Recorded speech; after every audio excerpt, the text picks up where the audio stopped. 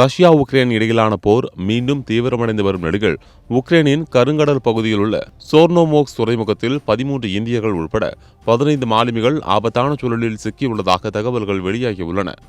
உலகின் பல்வேறு நாடுகளைச் சேர்ந்த கப்பல்களில் ஏராளமான இந்தியர்கள் மாலுமிகளாக பணியாற்றி வருகின்றனர். சர்வதேச போர் பதற்றம் காரணமாக வணிக கப்பல்களும் தற்போது தாக்குதல் அபாயத்தை எதிர்கொண்டு வருகின்றன. அந்த வகையில் MV அமீர்-1 என்ற சரக்கு கப்பல் உக்ரைனின் சோர்னோமோக்ஸ் துறைமுகத்தில் நிறுத்தப்பட்டுள்ளது. இந்த கப்பலில் மொத்தம் 15 மாலுமிகள் உள்ளனர். இதில் 13 பேர் இந்தியர்கள் ஆவர்.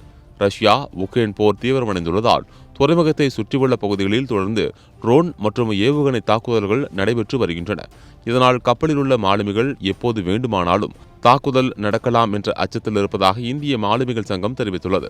இந்திய மாலுமிகள் சங்கம் வெளியிட்டுள்ள தகவலில் MV அமீர்-1 கப்பலில் உள்ள 15 மாலுமிகளும் குறிப்பாக 13 இந்தியர்களும் உயிருக்கு ஆபத்தான சூழலில் உள்ளனர். ஃபுல் மூன் சேல் காலை 9 மணியிலிருந்து இரவு 12 மணி வரை ஜூலை 29 ஒரு நாள் மட்டும்.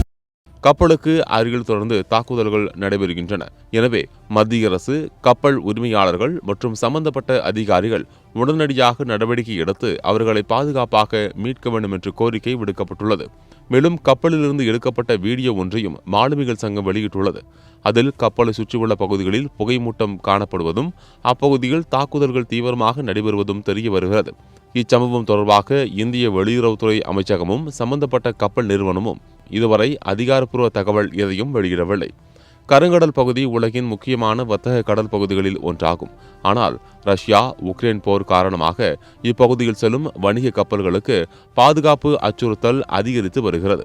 சமீபத்தில் கூட சரக்கு கப்பல் ஒன்றின் மீது நடத்தப்பட்ட ட்ரோன் தாக்குதலில் இந்திய மாலுமி ஒருவர் உயிரிழந்த சம்பவம் பெரும் அதிர்ச்சியை ஏற்படுத்தியிருந்தது. இந்நிலையில் தற்போது 13 இந்திய மாலுமிகள் ஆபத்தான சூழலில் சிக்கியிருப்பது கவலையை ஏற்படுத்தியுள்ளது.